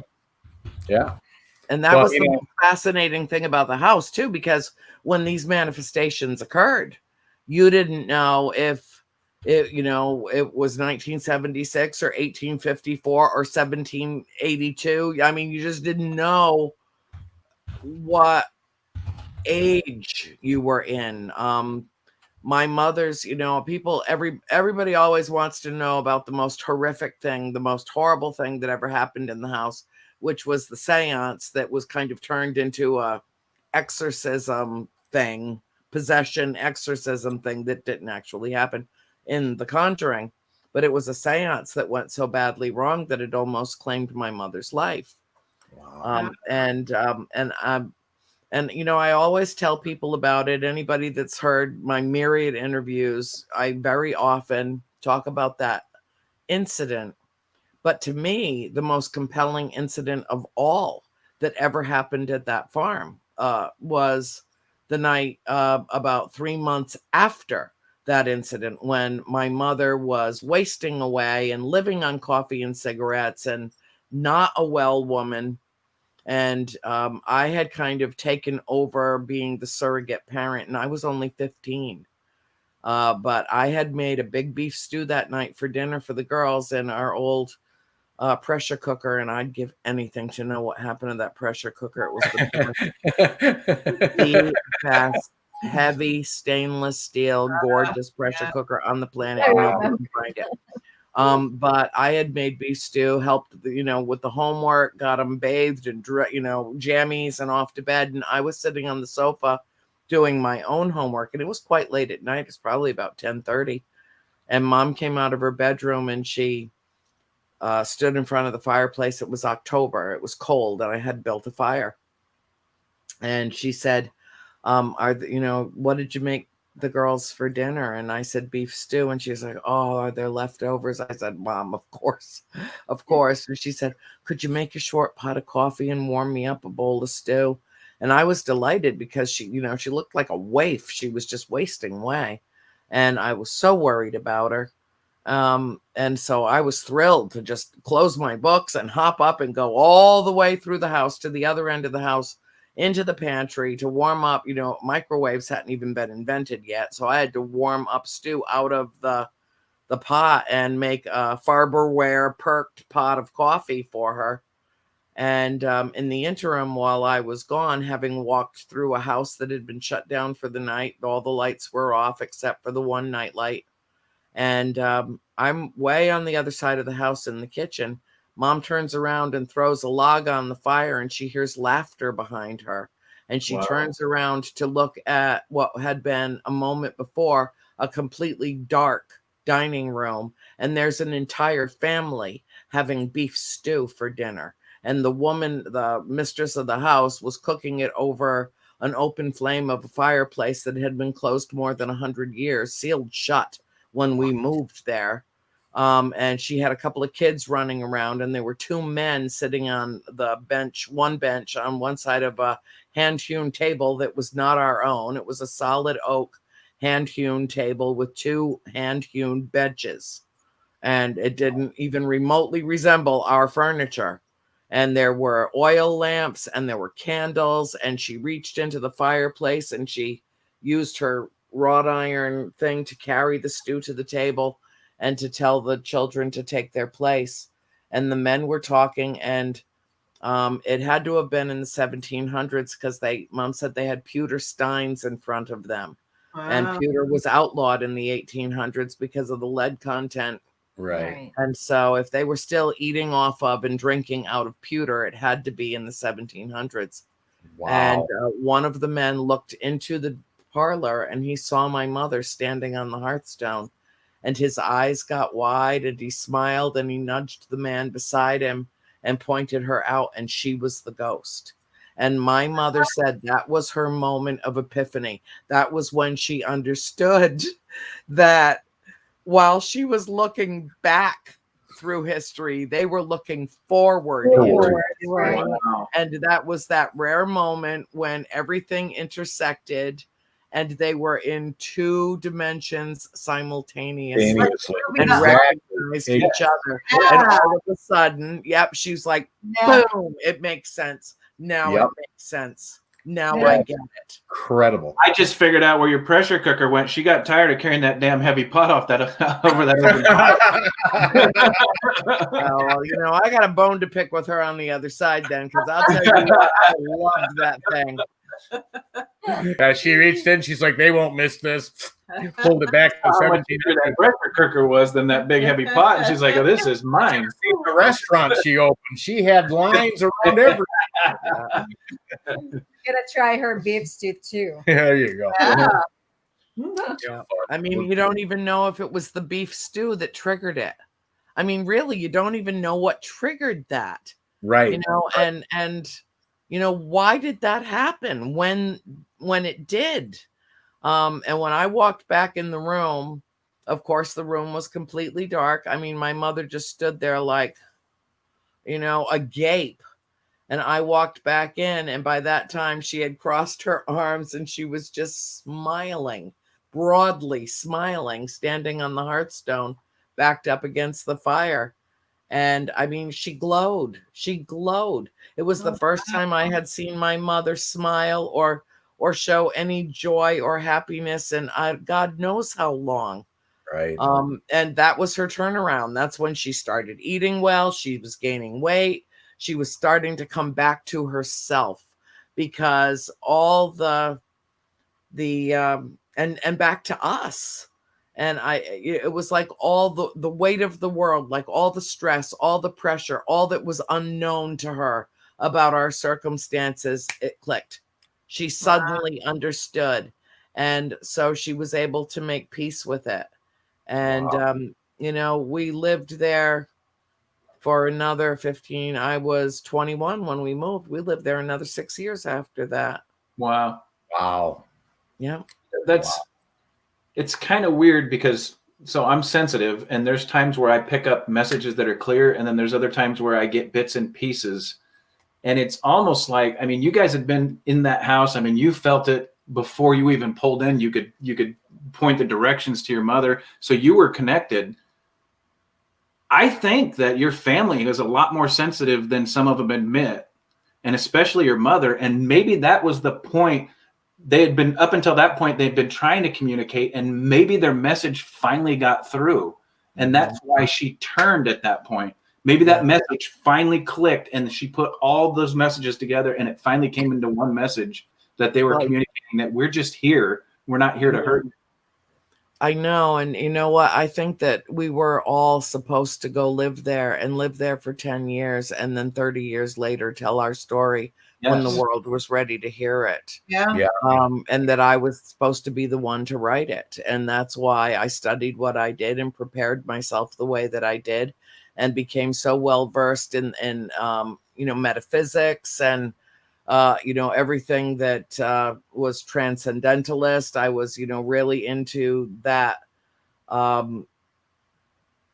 that basic religious / philosophy. I wasn't religious per se, one way or the other. I was fascinated by everything. I was, you know, I believed in a higher power and a creator, but I didn't know exactly what it was. And I thought it was presumptuous of us to take something that was so infinite and so benevolent and try to squeeze it down into our own little pigeonhole where we could understand it, when it seemed like it was just so much bigger than our own comprehension of it. But it was really my mother was the initial point of contact, because it was the day that she saw the ad for the farm in June of 1970.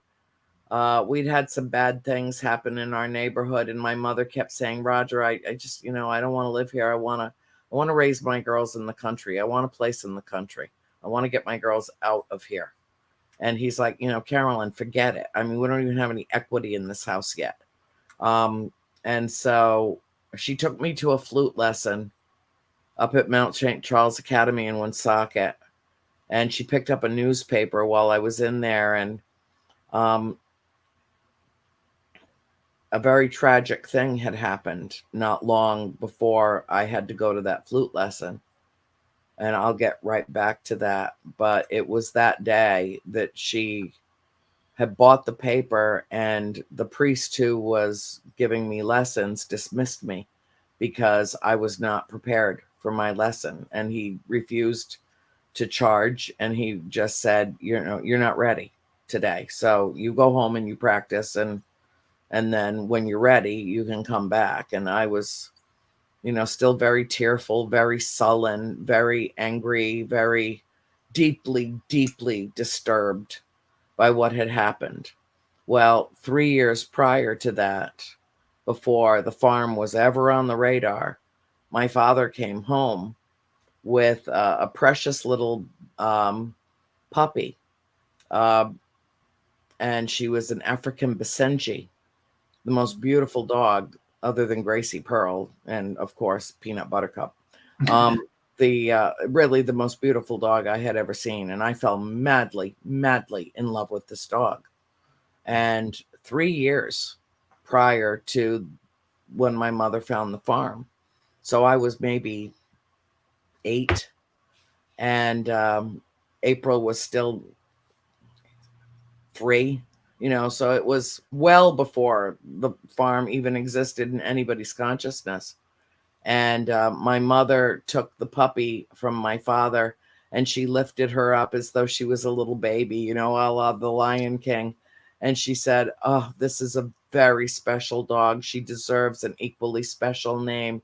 And she tilted her head back as though speaking out into the universe telepathically, and closed her eyes. And when she opened her eyes and leveled her head and looked directly into that puppy's eyes, she said, "Bathsheba." And none of us had ever heard that name before. We were all little kids. None of us knew the biblical reference to the name. None of us had ever heard the name. The first thing that we did was abbreviate it to Sheba, and she became Sheba. But her official name, named by my mother, was Bathsheba. Wow. And it was her death and the trauma, the subsequent trauma around that had so changed me that my mother decided we needed to move to a place where that kind of horrible thing wouldn't happen again. And that's when she found the farm. And the night we came home, I went to bed, and she sat down with a cup of coffee and opened the paper. And the first thing, just, randomly opened up the paper to start looking at the Woonsocket Call. And her eyes immediately fell upon the ad for the farm. And she said it was like it leaped with light out of the paper. And at 9 o'clock at night, which was considered very rude at that time, she called the realty agent and went to see the farm the next morning and emptied our family bank account to put earnest money down on it to hold it until my father could get home from his business trip. And she basically did the most impetuous unilateral decision of her life to secure the farm, to make sure that no one would buy it out from underneath her. And on the day of the closing in December of 1970 is when Mr. Kenyon, the owner, and Mrs. Herzog, the real estate agent, both notified my parents that my mother's phone call was the one and only call that they ever received on that advertisement. And it was on the first day that it appeared in the paper. Wow. See, again, just way too many coincidences there. I mean, you were destined. What the hell is that? Yeah, exactly. Wow. That's just incredible. When she mentioned that Shiva, did you see the flickering, bright light behind her? No, I didn't, but we'll go back and I'll take a look now that you pointed it out. I didn't see it, but we'll take a look. It's kind of like bright. So really? No, I didn't see that. I wasn't. That could be the ETs too. I mean, anything's possible with me, honest to God. Yeah. Well, I wasn't going to bring it up before, but I've been watching for quite a while. There's a female energy that's been behind you for most of this interview. It's a younger, dark-haired, straight-haired brunette girl, and she keeps putting her hand on your shoulder. Can you tell she's there? Because there's been a couple times where you've actually adjusted your hair in the area where she's got her hand. Yeah. I thought it was the ceiling fan that was causing it, but I always feel spirit around me. I always do. It's not something that I even consciously acknowledge, because I mean, I've had photographs taken of me that I've never even dared to put out publicly, because, this is a self-devouring beast, this field, and Very much. I have had photographs taken of me that, I didn't take, where there were entities standing behind me, and you put that out, and including the farmer and his son and his dog that used to hang out in my bedroom. And if I put that out, the first thing you get is some freaking moron screaming Photoshop. I don't want to hear it. I just don't even want to hear it. You know what? I keep those. I keep those as they're like my private stash of being able to see them whenever I want. Right. I keep them in their own little file in my computer, and every now and then I go back and I marvel at them. I've also had photographs taken of me where every single minutia of detail around me is as clear and precise as it could be, and I appear as an alabaster statue. I'm just completely white, completely, utterly white. Wow. Interesting. Yeah. Yep, that's happened at the Star Work Symposium in Nevada. It happened at the Upper Peninsula, Michigan Paracon in Sault Ste. Marie, and one other place too. I can't remember where it was, but 3 times I have 3 different photographs where I appear like I've just been like cut out of the frame, and a white statue of me was placed instead where I was. Wow. That's incredible. Yeah. That is way interesting. Well, whoever she is, I can tell you the times that she has touched your shoulder is when you were talking about the most trying times with your family, and it was almost a consoling touch. So it's nothing bad, but it's no, it's nothing bad. Nothing. It's never anything bad. I have a relatively famous quotation that somebody plucked out of something I wrote somewhere. And it goes as follows: to be touched by spirit is not a curse, but rather a blessing. It is that rare glimpse into the realm from which we come and will inevitably return. Be not afraid. Yeah. that is awesome. Awesome. Yeah, that's fantastic. Awesome. Great way to sum it all up, because that's exactly where we're all going to return to eventually. So Yeah. Home. Exactly. Home. Yeah. Exactly. Well, lately I've been having, people ask me all the time if I have nightmares about the farm. And I don't, except recently. And not nightmares, but chaos around the farm that is very disconcerting to me. And I don't know if it's COVID chaos and all this craziness and COVID hair and COVID this and COVID that has just, stirred me up to the point where I feel this, because my dreams of, and, my memories of the farm are so integrated with my consciousness that I feel like it's always with me. I'm always with it. It's just so much a part of me and who I am. But lately I've been having these bizarre dreams of being there with tons of people, and everybody wants a piece of it. I mean, where I'm yelling at people to stop, to get their heavy equipment off the lawn and stop trying to dig up the boulders that have been there since the last ice age, and leave it alone, and don't do that. And no, you can't have that rock from the stone wall. And no, you can't have the crown molding that you're trying to peel off the walls. And you can't have a shred or a sliver of the wallpaper. Stop peeling off the wallpaper. And more people and like, I'm being, my brain is being infringed upon by these intruders. And I don't know if it's because Corey and Jen have decided to open the house up. You just took the words. Protective of it, that I don't want them to exploit it while they're not looking. And there's some pretty famous people that have done Could that. be a message, Right. giving a message to Well- you. They're using you. Well, that's exactly. I think it's the spirits of the house reaching back out to you. When you guys were there, it was family orientated. You know, all Yeah. the young girls were there. They liked that. And when you were explaining that, you know, you're all these people and equipment, and I'm thinking, you know, we're friends with Corey and Jennifer as well. So, you know, I feel comfortable saying this because I know they understand Mhm. why I'm saying it. But yeah, now it's totally different. Now there's investigators coming in there, you know, on a nightly, weekly basis. Mhm. So that would explain what you're saying about the people. You know, maybe the spirits of that house aren't used to that, and of course aren't And used to that. probably they're disturbed because Well, of they could be, but yeah, that's very interesting what you laid out as far as what messages you're receiving and how it compares to what's actually occurring today.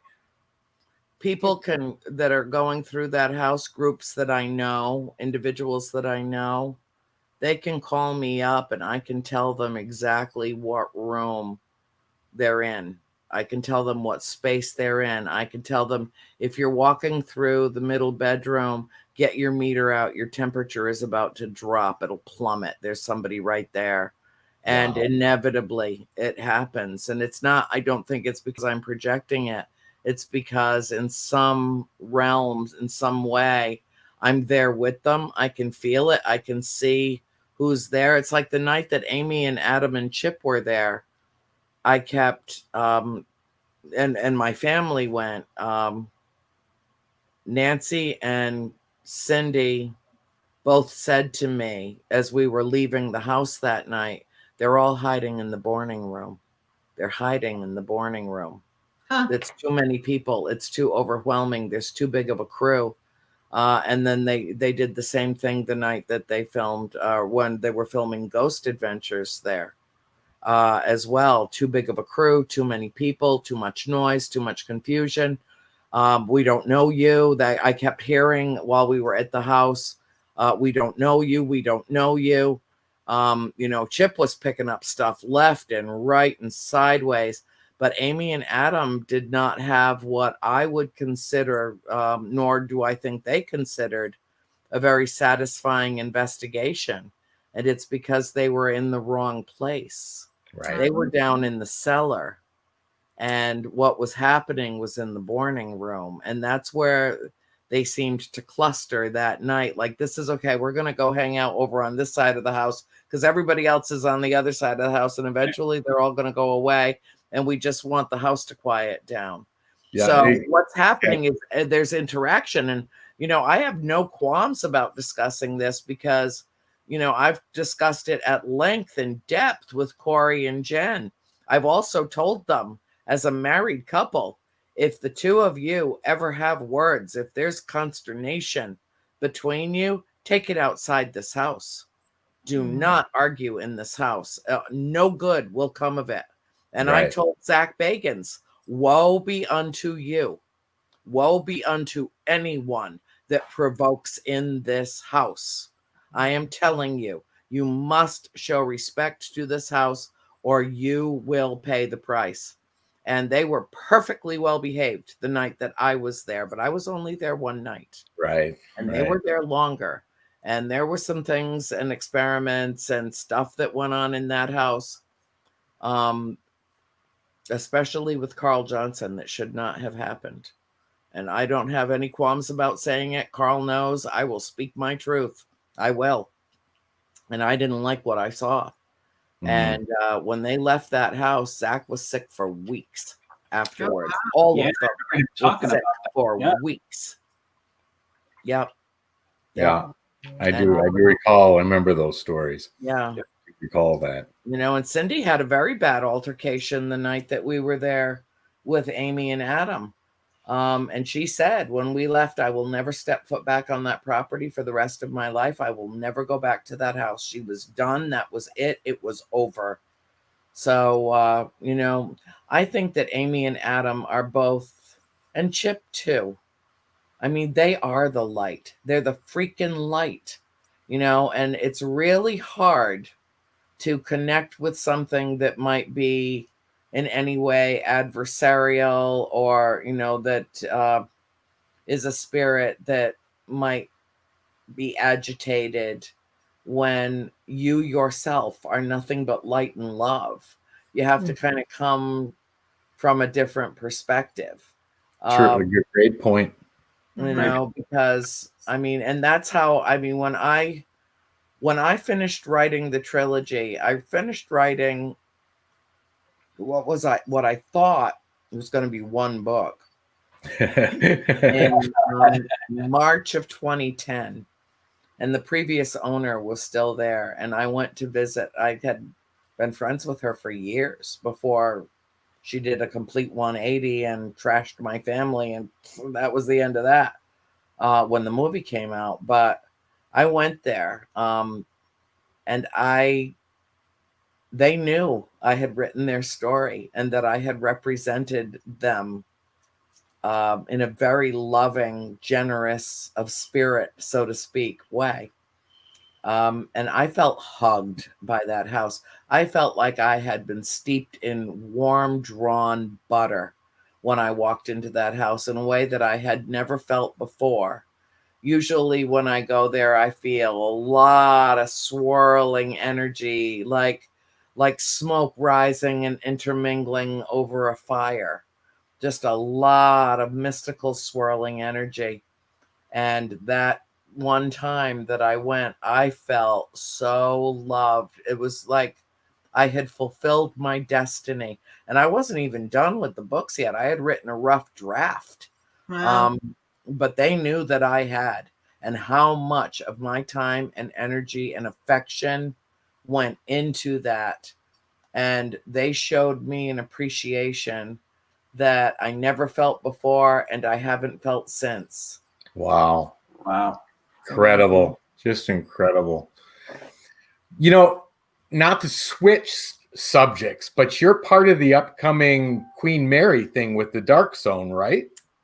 I am. And, I'm really looking forward to that. And the reason is because I've got some stories to tell about my time on the Queen Mary that I think are very important to tell.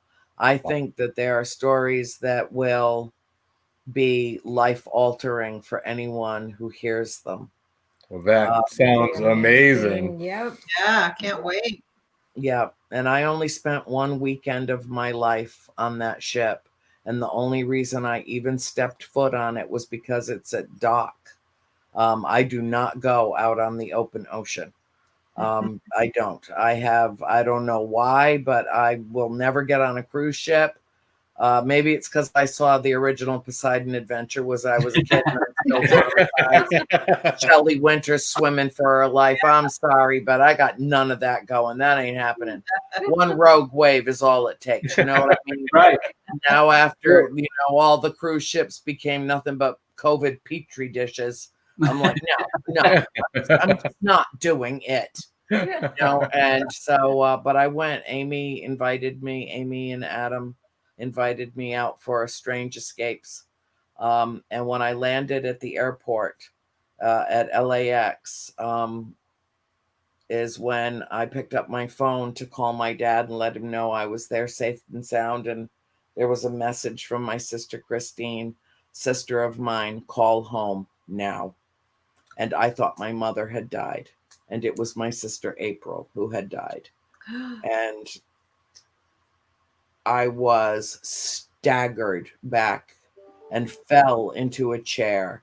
And a United Airlines worker came running to me and then yelled back to the table that she was sitting at and told one of her coworkers to bring her some tissues. And she got me through the initial 5 or 10 minutes.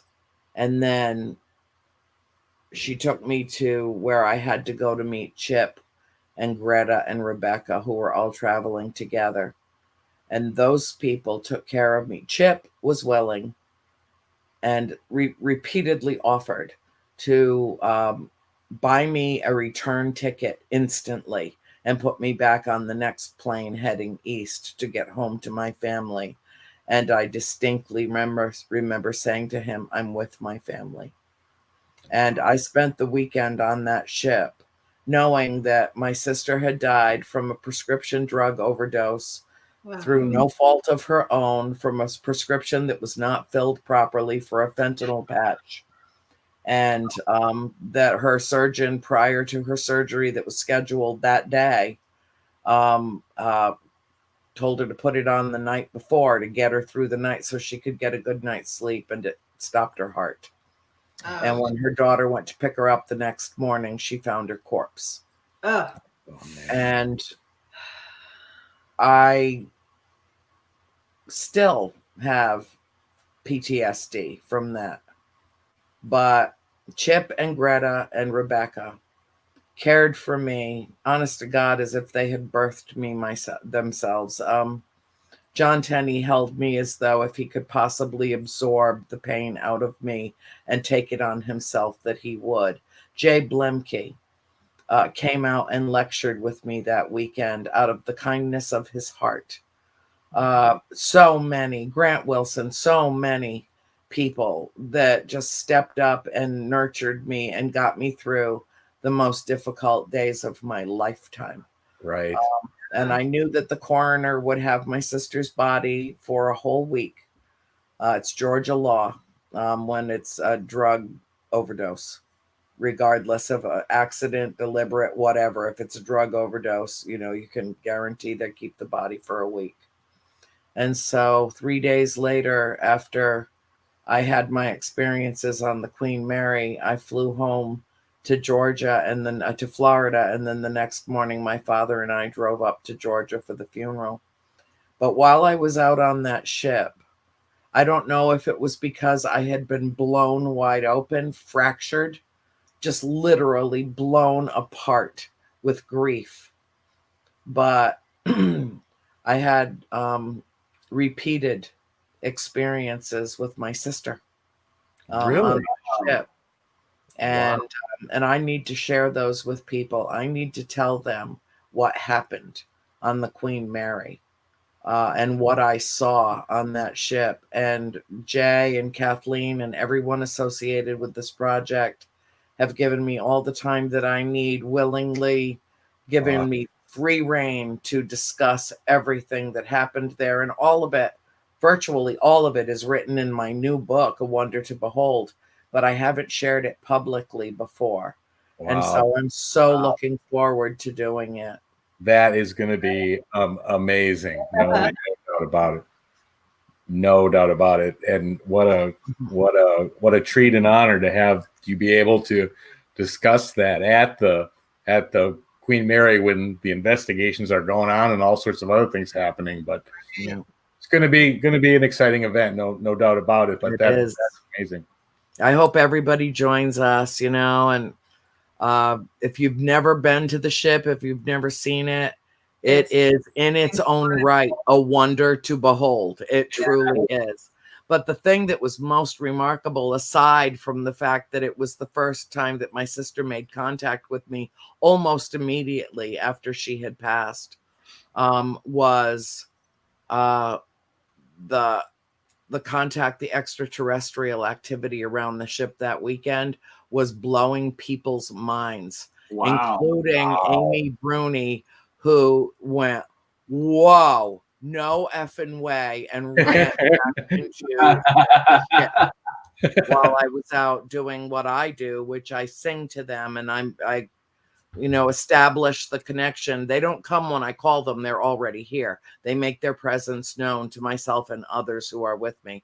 And Amy saw something that night that sent her flying back inside the ship. Holy cow. Yeah. Wow. Yeah. Wow. So, I've got some stuff to share, and I think it will make for a very compelling event. I'm really looking forward. I agree. That sounds incredible. But in looking at the clock, it's somebody's birthday. So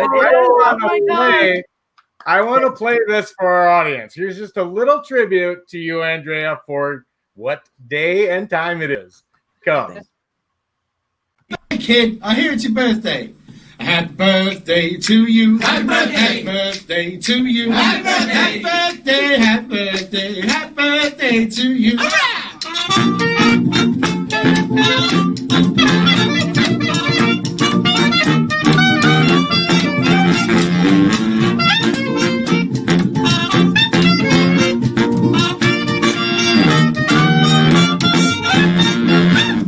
Happy birthday! So happy birthday! That's so cool. How did you know I was into that genre of music and that particular time period and everything? How could you possibly have known I was into the swing and jazz era? Huge. That was actually great. did. I guess it's one of those coincidences that just line up. What Tony asking Yeah. me, what birthday song should I play for Andrea? And then you pick one. I'm like, that's kind of like a kid song. Yeah, she's like, no, not that one. So maybe this would help in picking the right one. But glad you enjoyed it, and happy birthday, Andrea. Happy birthday. And I just also want to give a sincere thank you for taking the time to do this interview with us. This was absolutely fantastic. I know our audience loved it, and I am eternally grateful for that. So thank you very, very much. Happy anniversary to Chris and Audra. Yes, that's true too. Yes. Happy birthday to my sister also. Happy It's birthday, Dad. too. It was entirely my pleasure. I will join you again anytime. The next time we can either pick up where we left off, or we can talk about the galactic family, or Perfect. whatever you want. Because really, we just did scratch the surface tonight. There's so much around this story. It really is a saga in its own right. But there's so much more. It's so much compelling information in this field, and I can't think of a better group of people to explore it with. So thank you. So how many family members are you going to kick off so we can be friends? Well, again, thank you though so much, Andrea. And you're absolutely right. We will do this again because we have only scratched the surface of what there is to cover. And there are topics upon topics we'd love to discuss further with you. But we're out of time for tonight. So I want to again say thank you. Thank you to our audience who all paid close attention to this. Have a wonderful evening. Enjoy the rest of your night, and happy birthday. Yes. Happy birthday. Bless you all. Take care. Be well. Stay safe. And be the light you seek. You as well. Thank you so much. Everybody watching, stay haunted. We'll see you Wednesday night. Thanks, Andrea.